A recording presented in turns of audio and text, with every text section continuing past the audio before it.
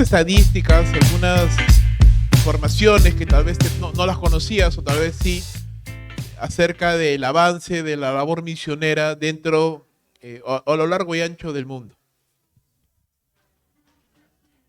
Ok.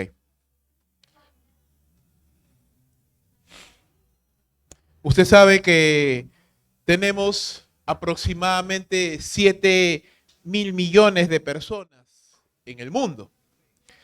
De ellas, el 42% no han sido alcanzadas. Es decir, casi 3.5 millones de personas no tienen ni idea de quién es nuestro Dios, de quién es Jesucristo, no conocen la Biblia, no tienen acceso a una Biblia, ni saben nada acerca de la salvación que es en Cristo Jesús. Del restante 58% de personas, tenemos que restarle un gran porcentaje de personas que, a pesar de que tienen una idea y tienen una noción de Dios y que tienen al alcance una Biblia, pues obviamente no creen realmente en el Señor Jesucristo y no obedecen la palabra de Dios.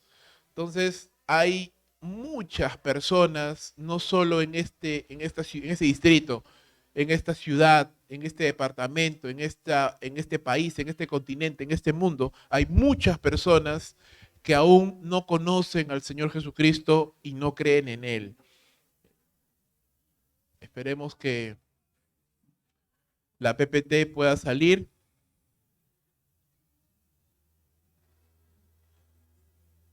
Me avisan.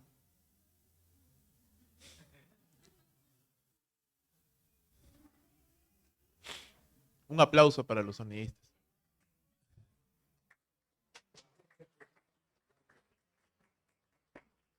$42% de personas que no han conocido todavía al Señor Jesucristo, ¿verdad? Eso es bastante. Es una gran cantidad de personas que día a día están muriendo sin conocer el Evangelio, sin conocer la salvación que es en Cristo Jesús. Vamos leyendo mientras la palabra del Señor, Hechos capítulo 13, versículos número 1 al 3. La Escritura dice de la siguiente manera, hermanos. Había entonces en la iglesia que estaba en Antioquía profetas y maestros. Bernabé, Simón el que se llamaba Níger, Lucio de Cirene, Manaén el que se había criado junto con Herodes el tetrarca y Saulo. Ministrando estos al Señor y ayunando, dijo al Espíritu Santo, apartadme a Bernabé y a Saulo para la obra a que los he llamado. Entonces, habiendo ayunado y orado, les impusieron las manos y los despidieron. Bendito Dios, gracias te damos, Señor, por este día, porque en medio de, Señor, una cultura que privilegia la comodidad, en medio de una cultura que privilegia la seguridad, donde prima el egoísmo, Señor, tú nos has llamado para ser parte de tu pueblo, para ser tus hijos, Señor, y para considerar nuestras vidas como instrumentos al servicio tuyo para un propósito mayor, que es llevar el Evangelio, Señor, a tantas personas que aún no la conocen. Nos ponemos en tus manos en esta mañana y te pido, Señor, el mensajero no interesa, Señor. El mensaje es lo que importa. Háblanos en esta mañana, Señor. Háblanos como solo tú lo puedes hacer. Te lo pedimos en el nombre de Cristo Jesús. Háblanos, Señor, que queremos obedecer. Amén y amén.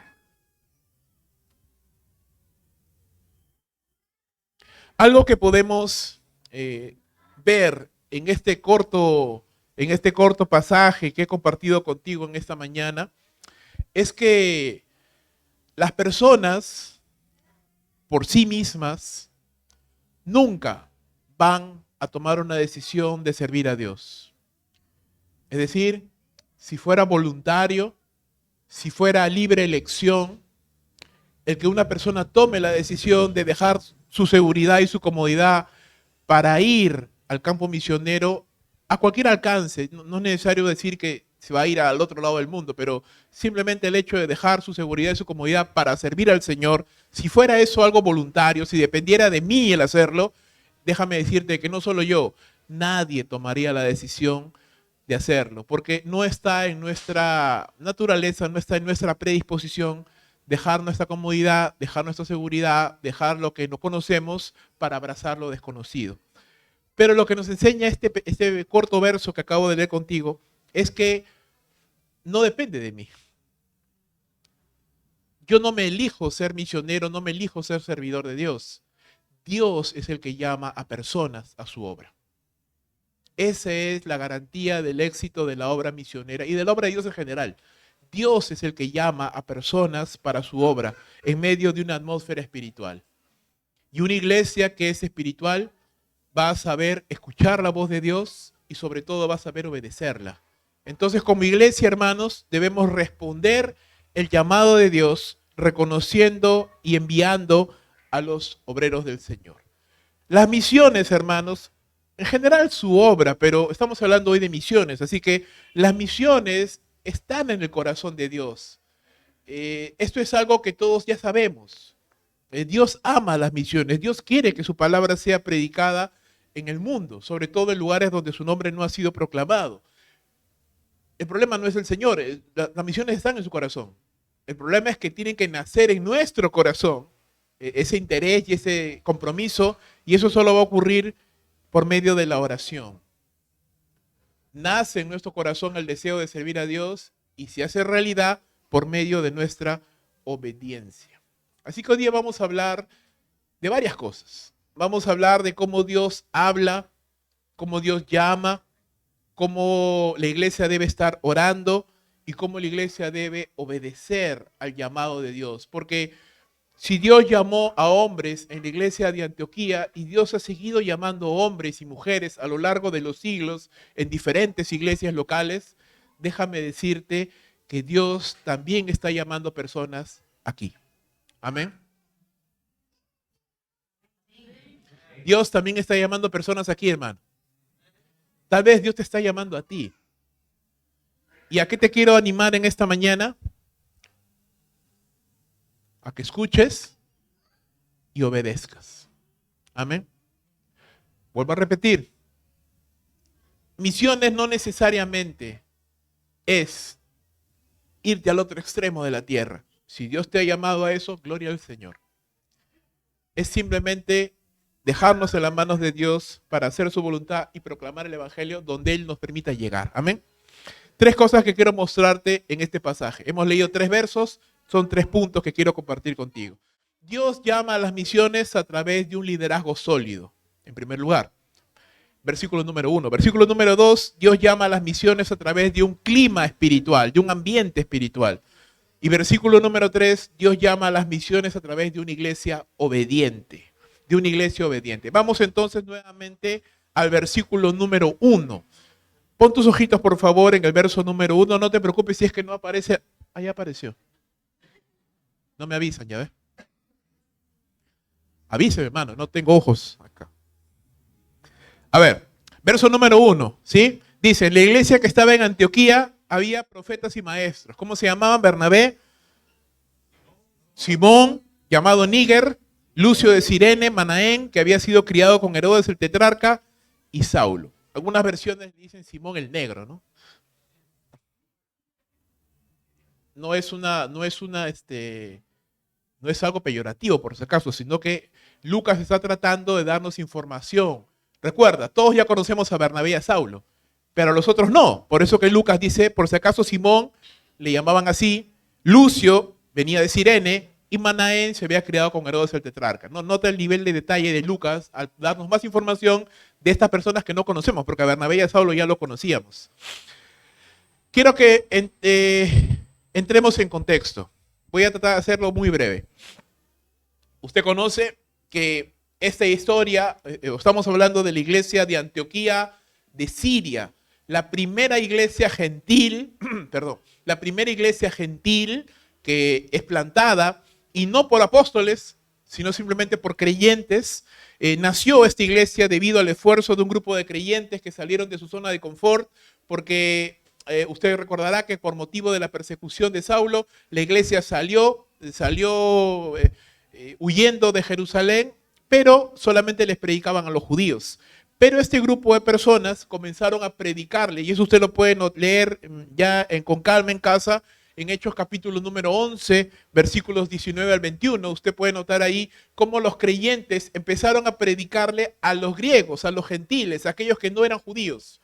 Y dice la palabra de Dios que Dios respaldó esa iniciativa. El hecho de salir de esa zona de confort y de salir de lo que siempre se hacía, hacer algo distinto, Dios lo respaldó y lo bendijo y grande número de personas se convirtieron al Señor. Esta iglesia entonces nació así, pero fue fortalecida por dos líderes cristianos, Bernabé y luego Saulo, que se unieron y por lo menos durante un año enseñaron consistentemente la palabra de Dios a esa nueva iglesia. De tal manera, dice Lucas en Hechos 11, 27 al 30, que a aquellos discípulos se les llamó por primera vez cristianos en esa iglesia. Antioquía de Siria es una iglesia preciosa porque es un modelo de iglesia. Hay un principio en hermenéutica, en interpretación bíblica, que es la primera mención, y cada vez que se menciona por primera vez algo, es porque es modelo o ejemplo para otras cosas. Y Antioquía de Siria es la primera vez que se menciona una iglesia gentil, y es un modelo de cómo la iglesia debe de funcionar en el mundo. Esta iglesia nació por el esfuerzo de creyentes. Esta iglesia fue fortalecida por dos líderes cristianos que enseñaron la palabra de Dios. Creció espiritualmente, es decir, los hermanos respondieron a la palabra, respondieron al aprendizaje, crecieron espiritualmente. ¿Y cómo sabemos que crecieron espiritualmente? Porque Lucas también registra en Hechos 11, del 27 al 30, que unos profetas cristianos vinieron y profetizaron, anunciaron una gran hambre que iba a ocurrir en todo el mundo en esa época. ¿Y sabes qué hicieron estos creyentes? ¿Se escondieron de miedo? No. ¿Dejaron de venir a la iglesia porque hay que trabajar más para ganar más y ahorrar, guardar pan para mayo, dicen? No. ¿Sabes qué hicieron estos creyentes? Demostraron su madurez espiritual. ¿Cómo? Hicieron una colecta para ayudar a los hermanos que estaban en necesidad. Eso es madurez espiritual, hermanos. Cuando dejamos de pensar en nosotros mismos, en mi seguridad, en mi comodidad, en mi dolor, en mí esto o en mí el otro, y pensamos en otras personas. Entonces estos hermanos evidenciaron su crecimiento espiritual al hacer esto. Y la iglesia también se organizó, es decir, como usted sabe, estaban creciendo, pues había mucha gente. Entonces, ¿qué hizo la iglesia? Se organizó por medio del crecimiento de otros líderes que se levantaron para ayudar a Bernabé y a Saulo. Entonces, usted mire el proceso. Esta iglesia nació porque un grupo de creyentes dijeron, ¿y qué pasa si empezamos a proclamar el evangelio a las personas? Dios respondió, bendijo. ¿Qué sucedió? Llegó Bernabé, vio la necesidad, trajo a Saulo, empezaron a enseñar la palabra de Dios, la iglesia siguió creciendo. Estos hermanos tomaron el aprendizaje de la palabra, aprendieron la escritura y lo evidenciaron por medio de su generosidad, de su servicio amoroso. Y al ver que la iglesia seguía creciendo, y obviamente Bernabé y Saulo eran dos personas nada más, no son Superman, hermano. No podían llevar a cabo toda la obra. ¿Qué hicieron otros creyentes? Se levantaron. Lucio, Simón y Manaén dijeron, nosotros también queremos servir al Señor, hemos estado sirviéndole, pero queremos servirle más. Queremos ayudar a Bernabé y a Saulo a llevar adelante la obra de Dios, porque es la obra del Señor. Así que estos hermanos se levantaron y ahora ya eran 5 líderes. Entonces, no sé si usted se percata de esto, pero hay un patrón, hay un proceso de crecimiento en la iglesia. Es decir, vamos de menos a más. Está creciendo la iglesia, se está organizando, está madurando. Quiero que notes algo. Una iglesia sana es como Antioquía de Siria. No necesariamente el mismo tiempo, no es que tenga que pasar exactamente un año, así como Antioquía de Siria, para que los hermanos maduren. No hablamos de esos detalles, hablamos del patrón. Hablamos del patrón. Entonces, una iglesia sana, hermanos, nace con la bendición de Dios, se fortalece a través de la enseñanza de la palabra, se organiza porque hermanos empiezan a levantarse como líderes, empiezan a levantarse como servidores, empiezan a levantarse y decir, yo también quiero ayudar a que la obra de Dios avance, yo también quiero no solamente recibir, pero ahora también quiero dar, ahora también quiero servir y poner mis dones y talentos al servicio del Señor para ayudar a los hermanos que ya están presidiendo para que la obra de Dios siga avanzando, porque hay necesidad y las manos siempre van a faltar, hermanos.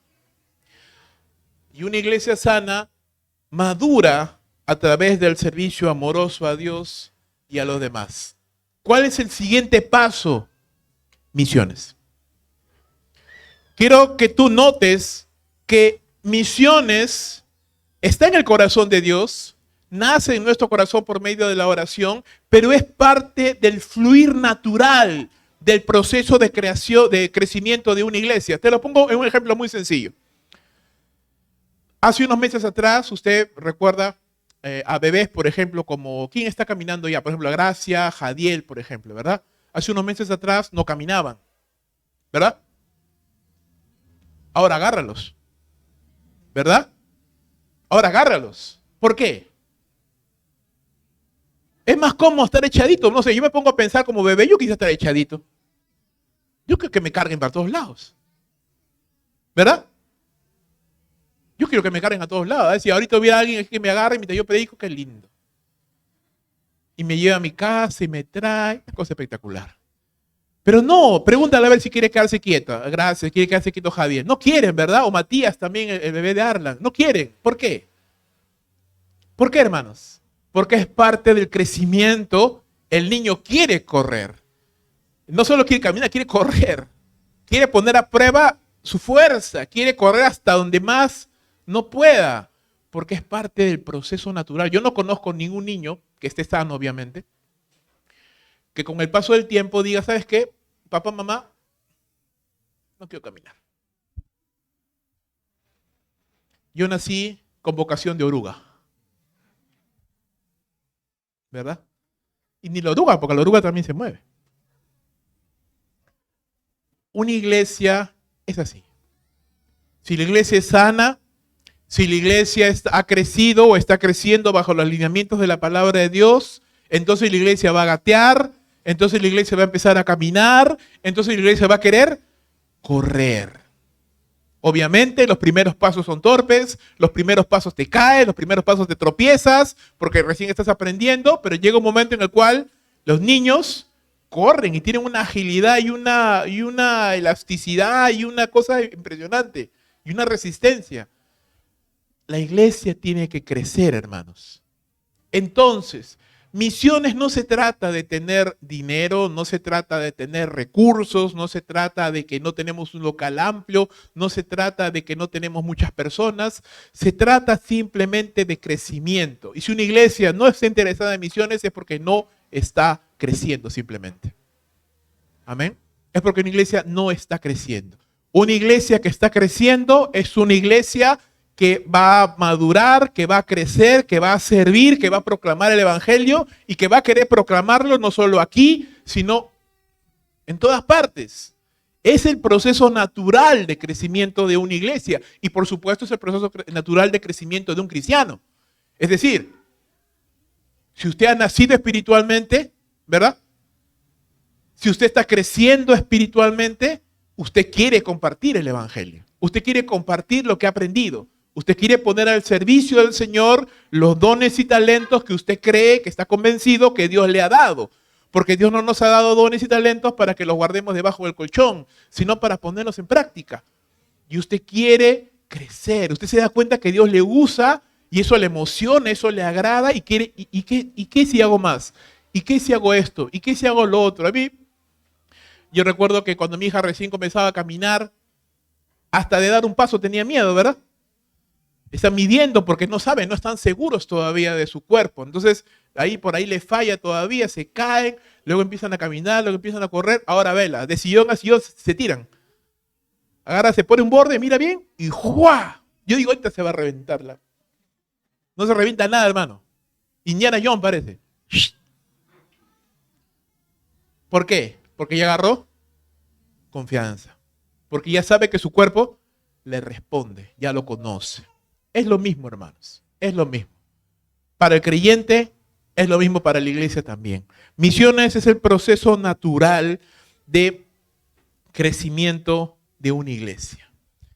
Y cuando una iglesia crece, y cuando una iglesia se organiza, y cuando una iglesia madura y se levantan nuevos hermanos con ese deseo de servir al Señor, de ponerse al lado del liderazgo y decir, yo también quiero servir con compromiso, con diligencia, con pasión, entonces se forma un efecto dominó, es decir, una bola de nieve, porque cada vez más personas están involucradas, cada vez más personas están apasionadas, entonces es más fácil, es más motivante, más motivador cada vez servir al Señor, porque son más las personas que están deseosas de servir que menos las que están no deseosas de servir al Señor. Pero cuando una iglesia no crece, cuando una iglesia no avanza, entonces simplemente es una iglesia que no está sirviendo al Señor, que no está practicando los hábitos espirituales, que no está congregando, que más bien está preocupado, afanado, turbado, temeroso del mundo, de las enfermedades, de la política, de lo que me dijo, de lo que me habló, de cómo me miró, de lo que me... ¿Usted me entiende? No estamos sirviendo al Señor, ni nos importa el evangelismo, menos las misiones, pues. Entonces es una iglesia apática, es una iglesia que no avanza, es una iglesia que no se mueve. ¿Qué nos enseña este primer verso, hermanos? De Hechos capítulo 13, verso 1, que después de un tiempo, no sabemos exactamente cuánto, pero por lo menos un año hubo de crecimiento bajo el aprendizaje de la palabra de Dios. Usted lo ve en Hechos 11. Para Hechos capítulo 13, la iglesia ya había crecido lo suficiente y madurado lo suficiente como para que ya hayan nuevos líderes, nuevos ancianos, al lado de Bernabé y de Saulo. Y estos líderes espirituales, estos líderes apasionados por la obra de Dios, obviamente estaban motivando a la iglesia adelante a hacer la voluntad de Dios. Y eso es lo que este primer verso nos enseña. Líderes apasionados van a motivar a las misiones. Amén. Si usted está liderando una célula, usted es el que marca el pulso y el ritmo de esa célula. Si usted está liderando un ministerio, usted es el que marca el pulso y el ritmo de ese ministerio. Si usted es cabeza de familia, usted es el que marca el ritmo y el pulso de su familia. Donde usted le ha puesto a liderar, usted está marcando el pulso y el ritmo de la iglesia, de lo que Dios le ha dado. Segundo verso.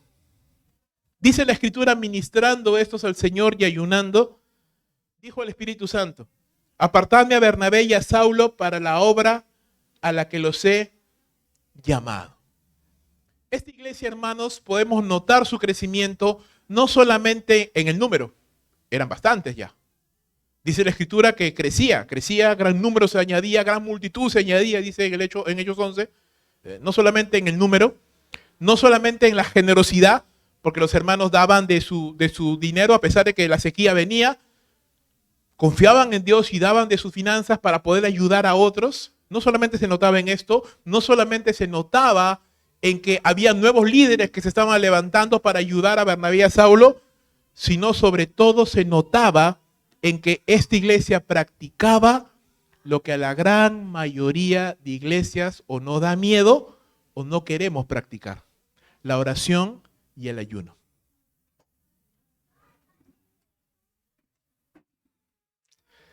Dice la Escritura que estos hermanos estaban ministrando al Señor. Y esta frase, ministrar al Señor, es una frase que por lo menos en el Antiguo Testamento se nota bastante. En el Nuevo Testamento no se escucha tanto, pero es un concepto tomado del Antiguo Testamento. Y un verso que nos puede ayudar a entender un poquito mejor esto se encuentra en Hebreos capítulo 10, verso 11. Acompáñeme, por favor, a Hebreos capítulo 10, versículo 11.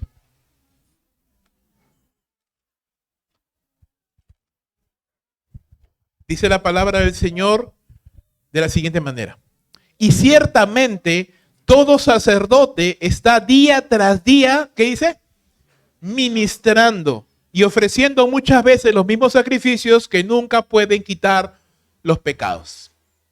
Esa palabra es la misma que se utiliza ahí en Hebreos, es la misma que se utiliza en Hechos. ¿Y cuál es la idea de esta palabra? La idea es un sacerdote del Antiguo, piensa en el Antiguo Testamento, un sacerdote judío del Antiguo Testamento que tenía que todos los días presentarse en el templo o en el tabernáculo. ¿Para qué?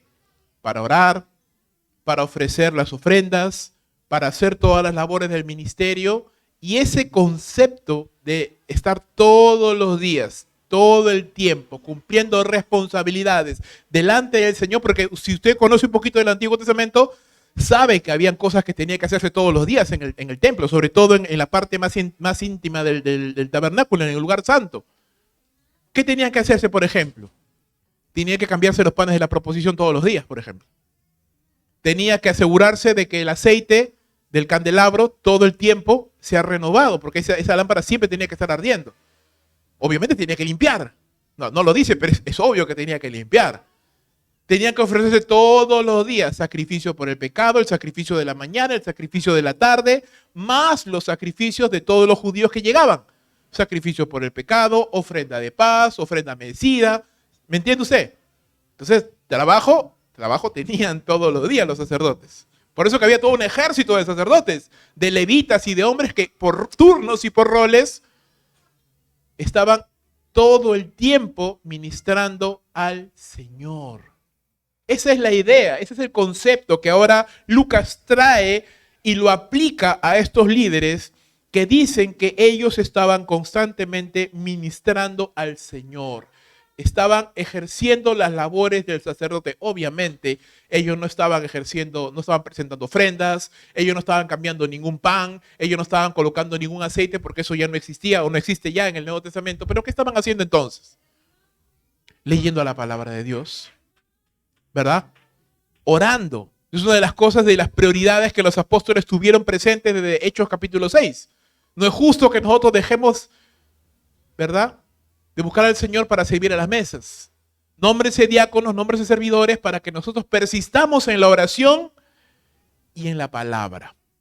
Entonces, gran e importante, no es toda obviamente lo que los pastores y ancianos hacen, pero gran e importante labor que los ancianos y líderes deben hacer es orar y seguir creciendo en el conocimiento de la palabra de Dios para poder predicar la palabra de Dios con fidelidad como Dios nos manda. Entonces estos ancianos estaban unidos, juntos, ministrando al Señor y ayunando, buscando el rostro de Dios en oración y ayuno. En ese clima, en ese ambiente de búsqueda de Dios, de búsqueda del rostro de Dios, cuando las cosas están en orden, es decir, cuando los hermanos están sirviendo, porque ¿qué pasa? Cuando a veces crecemos mal, ¿verdad? A veces un árbol crece medio chueco, o a veces hay esos pollitos que antes vendían y cambiaban por botellas, y de los 5 que te daban, por ejemplo, por unas botellas, 4 crecían, pero uno se quedaba medio, no crecía, ¿verdad? ¿Te pasó? A mí me ha pasado varias veces. Crecían, pero siempre uno que se quedaba medio revirado. No crecía. Tenía algo, pues no, tenía un problema ese pollo. De la misma manera, cuando una iglesia no crece correctamente, entonces ¿qué sucede? ¿Qué pasa? Los hermanos, 1, no están madurando, o 2, los hermanos no están tomando el conocimiento de la palabra y lo están aplicando a sus vidas, es decir, entra por un oído, sale por el otro. 3, los hermanos no están sirviendo, no se están levantando nuevos líderes, entonces los que ya hay están haciendo de todo un poco, restando tiempo para la oración y restando tiempo para el aprendizaje de la palabra. ¿Cómo crecemos? Chuecos. Porque eso no es lo que la iglesia de Antioquía nos enseña. La iglesia de Antioquía nos enseña que todos estaban ocupados en la obra. Amén. Que todos estaban orando, creciendo, sirviendo, aprendiendo, enseñando, cada uno en la etapa en la que se encuentra, cada uno desde el punto en el que se encuentra, cada uno con los dones y talentos que Dios le ha dado, pero cada uno estaba poniendo las manos en el arado y la iglesia sí estaba avanzando. Entonces, en ese ambiente, en ese clima de búsqueda del Señor, Dios habló. Amén. Y me sorprende porque cuando Dios habla, hermanos, habla corto, pero habla preciso y al grano. Amén. Nosotros no, pues. Padre lindo, Dios de los cielos. Y hablamos, y hablamos, y hablamos, y hablamos. Yo no estoy diciendo que no haya que hablar. Lo que estoy diciendo es que muchas veces hablamos y ni lo hacemos, es decir, lo que decimos no lo hacemos, o nos olvidamos, ¿verdad? O cambiamos incluso, ¿no? Decimos una cosa un día y al día siguiente decimos otra. Pero qué bueno que Dios no es así, ¿verdad? Dios no es así. Dios no dice una cosa y luego se desdice. No. Cuando Dios habla, es mejor parar la oreja, como decían por ahí. Porque lo que Dios te va a decir es claro, puntual y va a ser de bendición para tu vida. En ese tiempo y en ese clima, Dios habló. Dios, el Espíritu Santo, habló y su mandato fue clarísimo. No había lugar a duda. A veces hay algunas personas que hablan y no se les entiende, ¿verdad? El famoso Acuña Style, ¿verdad? El famoso que, ¿cómo se llamaba este alcalde que ya falleció, que inauguró este estilo? Castañeda, ¿verdad? Este famoso estilo no se derrumbó, se desplomó. No. Dios no te habla con ambigüedades. Dios te dice clarito cómo son las cosas. ¿Y qué dice Dios? En primer lugar, apartadme. En el griego dice aparten para mí. Es bien enfática esas palabras. En el griego dice, si tú lo traduces literalmente, apártenlos para mí, dice. Interesante. Es interesante porque estos hermanos ya estaban apartados para el Señor, ya eran ancianos. Es decir, ya habían pasado por varios, si cabe el término, varios apartamientos. Es decir, ya se habían apartado del mundo para venir a los pies de Cristo. Amén. Y estando en Cristo, ya se habían apartado más todavía para servir al Señor como ancianos. Ahora el Espíritu Santo les dice, apártense para mí. Para un servicio exclusivo y consagrado. Una consagración mayor, pues. Es que, hermanos, vagan verdades. Es decir, la labor de servir al Señor es cansada. ¿Cuántos dicen amén? Ahora todos son espirituales. No cansa, dice. Es cansado, hermanos. Es cansado.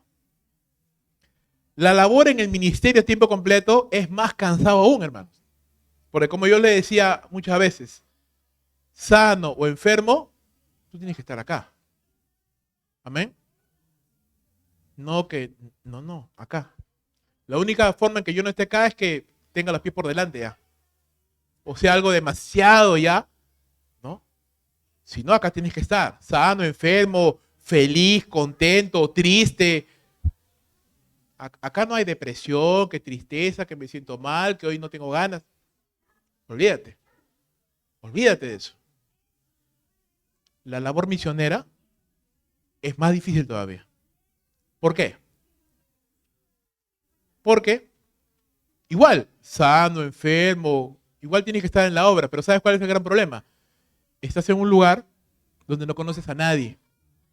Estás en un lugar donde no tienes familia. Ahí no está papá, mamá, que mi abuelita, que mi primo, que mi tío, que mi amigo. Normalmente con muy pocos recursos a la mano, solo y en gran incomodidad.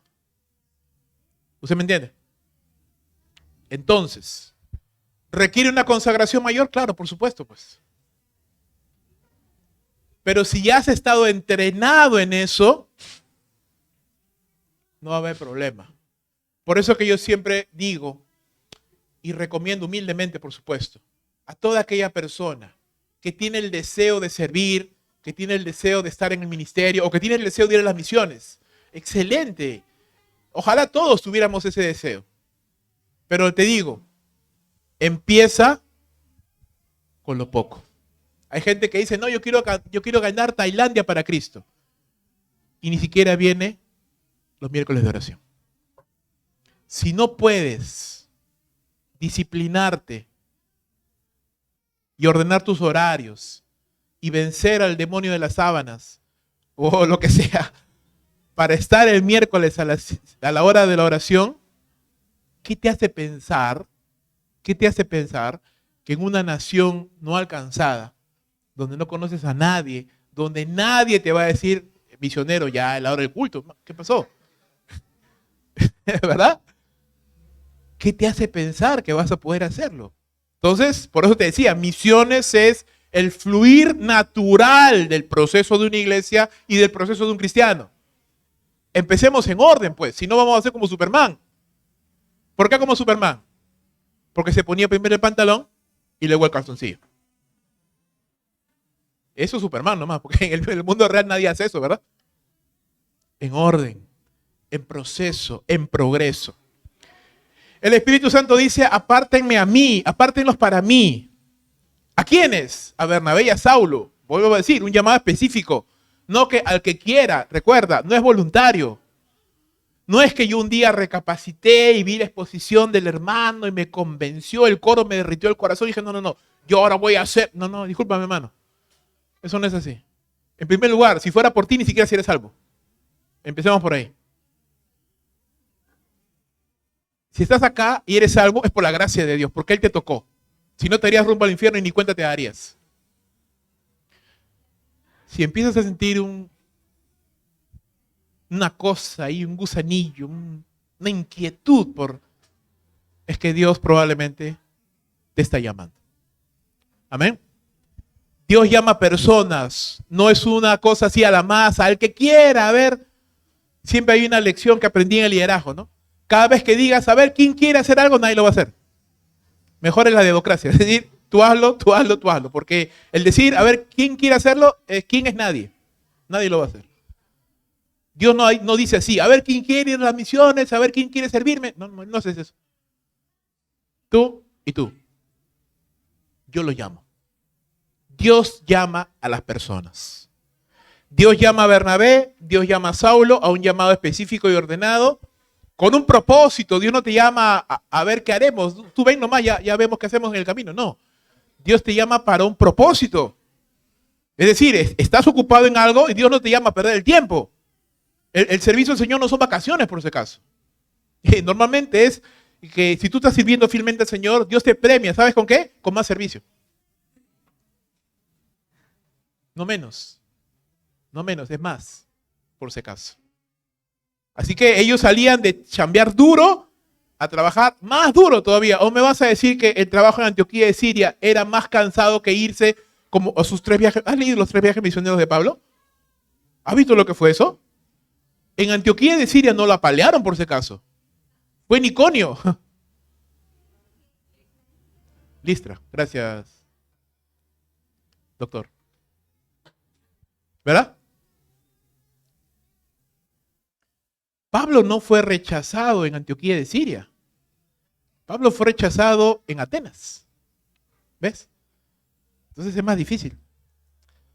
Apárteme para mí, a Bernabé y a Saulo, para la obra a la que los he llamado. Ahora, Saulo ya sabía que Dios le había llamado, ¿verdad? Porque en su conversión Dios le dijo, yo te voy a enviar. Pero obviamente no era el momento todavía. Pablo todavía tenía que crecer, Pablo todavía tenía que madurar, Pablo todavía tiene que conocer el evangelio más, enseñarlo, vivenciar la vida cristiana con los hermanos, pero llegó un momento en el cual Dios le dice, ok, ya, llegó el momento, llegó la hora, empieza. Llega un momento para la obra, hermanos. Entre el momento en que Dios te llama, en que empiezas a sentir ese interés, esa inquietud, hasta que ya se hace evidente, hay un tiempo de preparación, que será más o menos largo según ya un poco de nuestra diligencia también. Pero llega un momento en el cual te dice, Señor, ya, es el momento, es la hora, tienes que hacerlo. Tienes que hacerlo. Es Dios quien llama a los obreros, hermanos. Es Dios quien determina cuándo es el tiempo en que los obreros ya tienen que empezar a trabajar. Es Dios quien llama a los obreros a través de otros obreros. Mucha gente se ha preguntado cómo es que el Espíritu Santo habló. ¿Cómo es que en ese momento escucharon una voz audible que dijo desde el cielo? No, probablemente lo hizo a través de los hombres que estaban allí orando junto con ellos. Que todos en común acuerdo dijeron, ¿sabes qué? Creemos en oración porque Dios ha puesto esa convicción, que Dios les ha llamado a que ya salgan a la obra, porque probablemente esa era uno de los motivos de oración. ¿Por qué? Porque eso ya estaba en el corazón de Bernabé y Saulo. Es decir, Dios no te va a llamar a hacer algo para el cual Dios no te ha puesto una carga, un sentir, un deseo. Y si Dios te ha puesto un sentir, y si Dios te ha puesto una carga, y tú notas una necesidad, entonces es tu responsabilidad empezar a orar y empezar a buscar el rostro de Dios para que Dios te muestre, te diga y te confirme cómo es el asunto y cuándo se debe de hacer. No hay opción a confusión ni a desorden, hermanos. Dios habla claro y solo había una opción. ¿Cuál era? Obedecer. Amén. Porque si Dios habiendo hablado tan claro, yo me pongo a pensar y digo, no, pero serán los frijoles de ayer, de repente el hermano se ha confundido, el próximo año, ya eso es pecado. Amén. Es pecado. No obedecer a Dios es pecado. Pregunta entonces, ¿qué está diciendo el Espíritu Santo a esta iglesia en este momento? Porque déjame decirte, hermano, yo creo que Dios sigue hablando. Lo hace a través de su palabra. Lo hace cuando buscamos el rostro de Dios. Y Dios tiene que estar hablando a esta iglesia. ¿Qué es lo que qué es lo que Dios está hablando a esta iglesia? ¿Qué es lo que el Espíritu Santo está hablando a tu vida en este momento? ¿Verdad?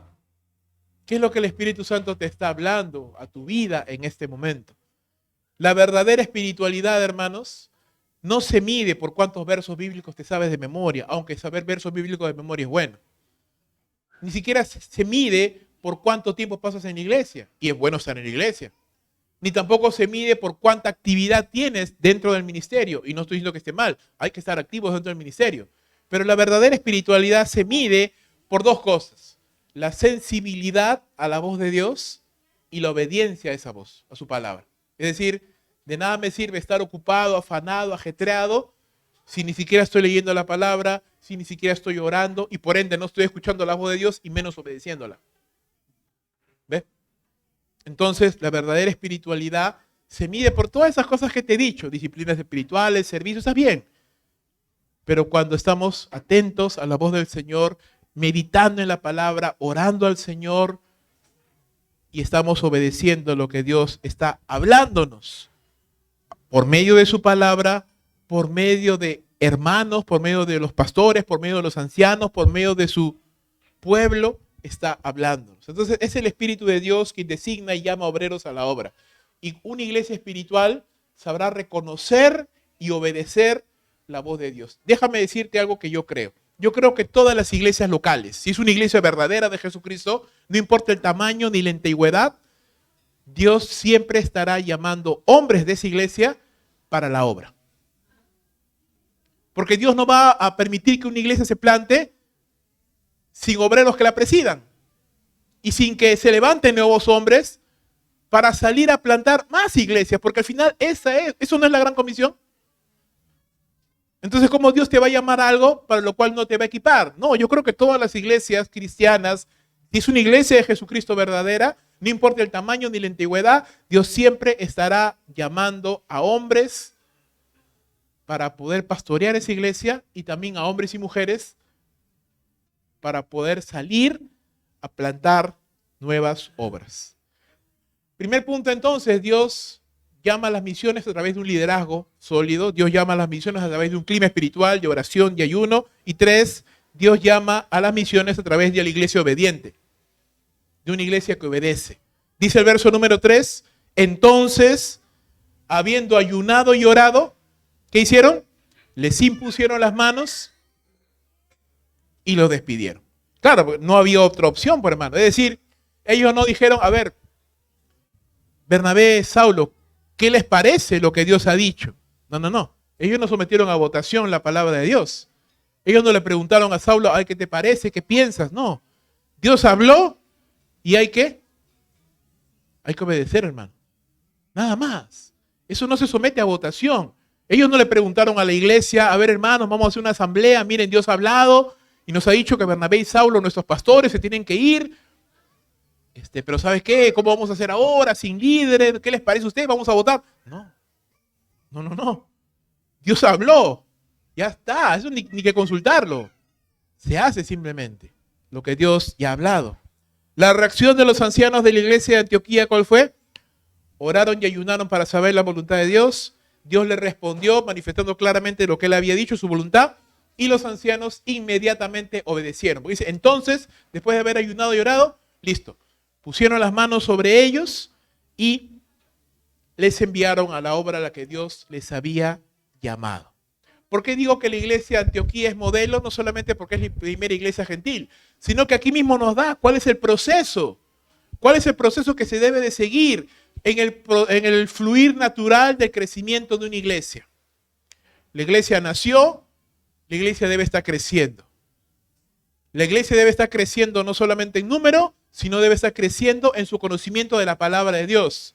También la iglesia debe estar creciendo en madurez. ¿Cómo se evidencia eso? En el servicio amoroso y activo de los hermanos. Es decir, los hermanos están ocupados trabajando para la obra del Señor.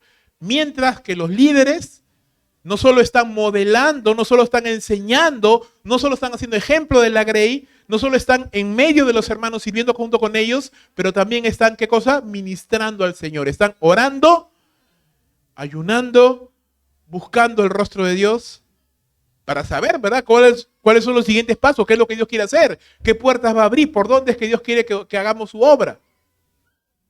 Y cuando Dios habla y cuando Dios llama a personas, la iglesia obedece. Reconoce la voluntad de Dios y la iglesia obedece.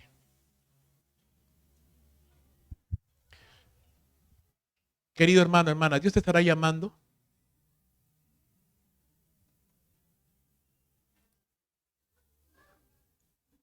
Yo creo que a alguien Dios está llamando acá. Amén.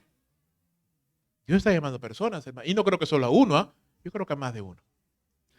Dios está llamándote. No sé exactamente a qué. Tal vez ni tú mismo lo sabes. Pero para eso hay que orar, ¿verdad? Para eso hay que buscar el rostro del Señor. Para eso hay que comenzar a entrenarse en las labores del ministerio. Te cuento una cosa, muchos obreros salen al campo misionero o salen al pastorado incluso y fracasan al poco tiempo. Regresan nuevamente a su campo de entrenamiento. ¿Por qué? Porque es muy duro el trabajo. Por eso muchas veces ahora, cuando un misionero quiere salir, le dicen, un momentito, ¿a dónde quieres ir? Ah, yo quiero ir, por ejemplo, ¿no? Burkina Faso o Bangladesh o lo que fuere. Listo. Tú necesitas varias cosas. ¿Conoces un idioma que se pueda hablar en ese país?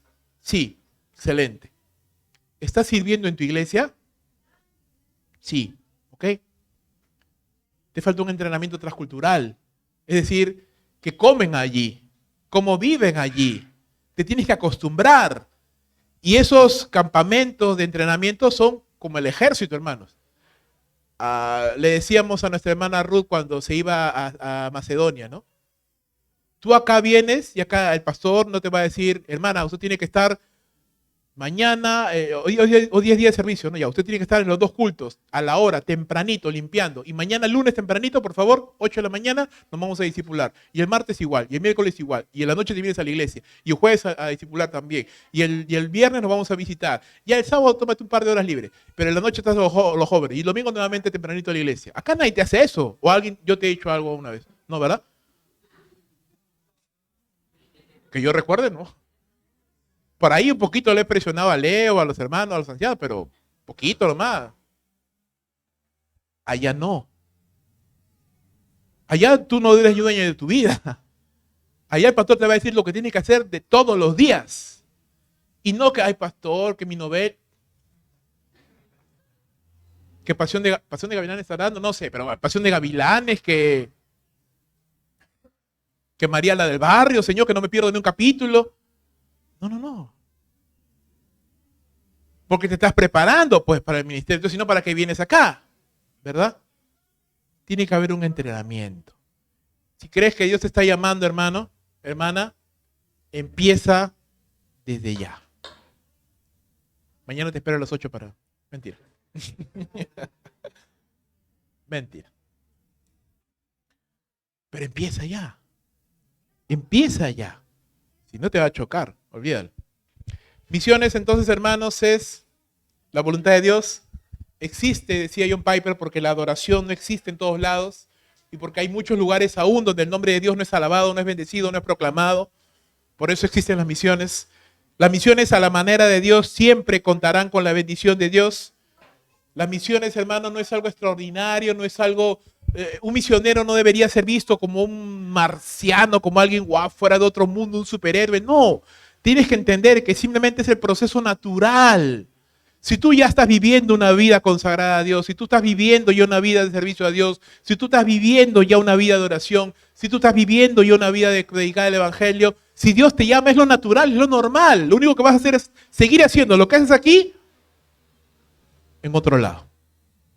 Eso es el proceso natural del crecimiento de un cristiano, de una iglesia sana. ¿Pero qué requiere? Requiere oración, requiere finanzas, requiere que se levanten nuevos líderes, requiere esfuerzo, valor, obediencia, disciplina y paciencia. Piensa en esto. Solamente en Perú, mira, ni siquiera te estoy hablando de otro continente, ni siquiera de otro país, solo en Perú nada más hay todavía aproximadamente aproximadamente 214,000 personas no alcanzadas. Es poquito realmente, es un 0,6% del todo el total mundial, pero hay personas todavía que nunca han oído hablar del nombre de Jesús acá en Perú. Usted lo puede notar ahí en el mapa, los puntos rojos son los lugares donde están estas poblaciones no alcanzadas todavía. Mira, ni siquiera están tan lejos de Lima. Por eso te digo, o sea, ni siquiera es que te tienes que ir a otro continente, ni siquiera es que te tienes que irte tan lejos. Aún hay en Perú lugares donde el evangelio no ha sido proclamado o ha sido poco proclamado. Los de color naranja también son lugares donde está poco proclamado el evangelio. Los amarillos un poco, ya los verdes son los que ya el evangelio está ya proclamado bastante. Y aún así hay lugares donde se puede mencionar así. En el siguiente gráfico déjame mostrarte las religiones del mundo. Lo rojo, increíblemente, son cristianos. Pero hay cristianos y cristianos. O sea, tienes que descontar de ahí a los católicos, tienes que descontar ahí a los mormones, tienes que descontar ahí a los testigos de Jehová, tienes que descontar ahí las sectas, ¿me entiendes? Y cuando queda solamente el cristianismo bíblico, es muy poquito realmente. Pero hay todavía una gran cantidad de lugares donde los musulmanes están ganando terreno, donde otras religiones están ganando terreno, filosofías orientales están ganando terreno. Aún me sorprendía porque aún en el mismo Perú, ahora tenemos una población de aproximadamente 190,000 japoneses budistas, acá en Perú. Imagínate. Personas a las cuales no tienes que ir hasta Japón a predicarles, están acá. ¿Verdad? Chinos, musulmanes y de otras naciones que están llegando no solamente a Perú, sino a otras naciones. Estas guerras, esta crisis y esta escasez, por ejemplo, en Ucrania y otros lugares, está propiciando esos movimientos migratorios de personas de un país a otro, acercando a personas a nosotros que probablemente no pudiéramos alcanzar de manera natural, pero que ahora sí es más fácil de poderles alcanzar con el Evangelio. Entonces, hermanos, hay una necesidad urgente. Hay muchas personas que aún no conocen de Jesús. En este mismo distrito, en esta misma ciudad, en este mismo país, en este mismo continente, que vale en otros continentes, en el mundo entero. Hay una necesidad urgente y creo, hermanos, y ojalá me acompañen en esta convicción, que Dios está llamando y levantando obreros para su obra. Estamos oyendo la voz de Dios, estamos escuchando y obedeciendo su voluntad. No seamos como Jonás, ¿verdad? Que habiendo oído la voluntad de Dios, que sabiendo lo que Dios quiere de nosotros, nos vamos en el sentido contrario. Lo único que vamos a lograr, hermanos, es tristeza, es apatía, es dolor, porque nunca le vamos a ganar a Dios en el sentido de hacer mi voluntad por encima de la de Él. No, siempre Dios va a hacer su propia voluntad. Termino. La iglesia de Antioquía nos muestra que Dios ha establecido un orden en el que se hacen las cosas. Y cuando respetamos ese orden, entonces Dios nos va a bendecir. Nunca vamos a llegar al momento perfecto. Mucha gente dice, pero ¿para qué plantar otra iglesia? Todavía tenemos que madurar esta, todavía hay que crecer. Hermano, ¿cuándo puedes decir tú que una iglesia ya es 100% madura? Nunca. Nunca. Pero hay un punto en el cual tú tienes que decir, no, tenemos que empezar de una vez. Porque si no empezamos, yo les digo siempre a los ancianos, si no empezamos ya a plantar una iglesia, déjame decirte que pasarán 15 años más y no plantaremos ninguna. Porque ya el hombre se acostumbra ya nos acostumbramos y ya no queremos esforzarnos. Plantar una iglesia requiere esfuerzo. Plantar una iglesia requiere compromiso. Plantar una nueva iglesia requiere finanzas. Plantar una nueva iglesia requiere oración. Pero por sobre todas las cosas, porque tú puedes tener el dinero, puedes tener las finanzas, puedes tener el local, puedes tener todo. Por sobre todas las cosas, plantar una iglesia, ¿sabes qué requiere? Hombres. Personas que digan, Señor, yo voy a ir. Yo voy a dar,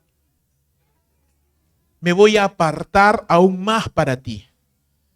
Voy a tomar estas horas que tal vez eran de ocio, eran de familia, y las voy a entregar a ti. Para que, aunado a mi servicio que ya tengo en la iglesia, ahora voy a servir un poco más. Porque tengo este llamado en mi corazón, porque no puedo estar tranquilo, porque tú me incomodas, hasta me levantas de madrugada o leo tu palabra y me toca el corazón. Se necesitan personas, hermanos. Hoy mismo estamos pasando por esta bendición nosotros mismos. Tenemos un local. ¿Qué falta? Personas. Personas que digan, yo voy. Yo voy a servir al Señor, yo voy a gastarme un poco más, voy a apartarme para Dios un poco más, porque quiero hacer la obra. No pienses, no, que yo estudio. No, es que yo tengo hijos. No, es que ahorita no tengo dinero. No, es que yo tengo esto o el otro. ¿Sabes por qué? Siempre vas a tener cosas. Siempre, hermanos. Siempre. Eso no puede ser razón para decir no. La razón debe ser, o la pregunta que te tienes que hacer y que yo te transfiero en esta mañana es, ¿te está llamando Dios o no? Y si te está llamando Dios, más vale que obedezcas. Más vale que obedezcas. Porque Dios solo va a bendecir la obra hecha a la manera de Dios, en el tiempo de Dios y para la gloria de Dios. Seamos sensibles entonces, hermanos, a la voz de Dios y obedezcamos su voluntad, porque esa es garantía de bendición, de alegría, de gozo. Yo me gozaba cuando conversábamos con la hermana, por ejemplo, Johnny. O mi esposa hace un tiempo atrás, hace poco tiempo atrás, entrevistó a una hermana Juanita. No la conocen ustedes, de repente, algunos sí. Nosotros le hemos acompañado y conocemos su historia de cómo ha estado batallando ella para juntar dinero, para aprender el idioma. Y está en Tailandia ahorita. Está feliz, más feliz que perro con dos colas. Está feliz la hermana. Está haciendo lo que es la voluntad de Dios para su vida. Y tú la ves, la hermana flaquita, parece que el aire se la va a llevar. De verdad es flaquita, así delgadita, la soplas y se va. Pero mira a la hermana la fuerza que tiene. Predicando la palabra ya con los tailandeses. ¿Ves? Porque no hay lugar mejor para estar que en el centro de la voluntad de Dios. Y si Dios te quiere aquí sirviéndole, acá va a ser el centro de la voluntad de Dios. Y si Dios te quiere saliendo a la obra, a ser un plantador de iglesia, a ayudar a un plantador o a las misiones acá en Lima, en provincias o fuera del país, pues ahí va a ser el lugar donde tú vas a estar, pero gozoso, porque ese es el lugar donde Dios te ha puesto y para ese lugar va a proveer tiempo, dinero y todo lo necesario. Toda la iglesia, hermanos, tiene que estar involucrada en misiones, toda. Dios no llama a todos para que vayan a la obra. ¿Qué pasó cuando Bernabé y Saulo salieron? Pues que Lucio, que Manaén y que Simón dijeron, ok Pablo, Bernabé, Saulo, vayan, nosotros nos quedamos sirviendo acá. Y seguiremos enseñando y seguiremos haciendo la obra y seguiremos adoctrinando a los hermanos, de tal manera que cuando Pablo y Bernabé regresaban de misiones, la iglesia seguía allí. ¿Acaso se cerró la iglesia porque Bernabé se fue? No, la iglesia seguía, porque la obra sigue, hermanos. Todos tenemos que estar involucrados en misiones, orando, dando, algunos yendo, otros sosteniendo acá, pero todos tenemos que estar involucrados, porque Dios siempre está llamando, Él está hablando. ¿Qué te ha dicho a ti? Esa es la pregunta que yo te invito a hacerte en esta mañana. ¿Qué te ha dicho a ti? ¿Qué te ha dicho el Espíritu Santo a ti? Tal vez hoy con este sermón. Espero que Dios te haya hablado algo. Vamos a orar. Padre Celestial, te damos gracias, Señor, porque tú hablas. Y tus palabras son palabras de vida, Señor. Palabras de bendición, palabras de vida eterna, palabras que edifican, palabras que levantan, palabras que consuelan, palabras que dan dirección, que dan propósito, que dan energía, que nos animan, Señor, que animan al desanimado, que levantan al caído, que nos hacen entender que nos das una nueva oportunidad, que a pesar de nuestras fallas y de nuestras debilidades y de nuestras flaquezas, tú, Señor, quieres usarnos y tú quieres usar a tu pueblo. Yo sé, Señor, que tú estás llamando personas aquí, en esta mañana, tal vez hoy mismo, estás llamando personas para el campo misionero, o estás llamando personas para el ministerio a tiempo completo, o estás llamando a personas para el diaconado, o estás llamando personas, Señor,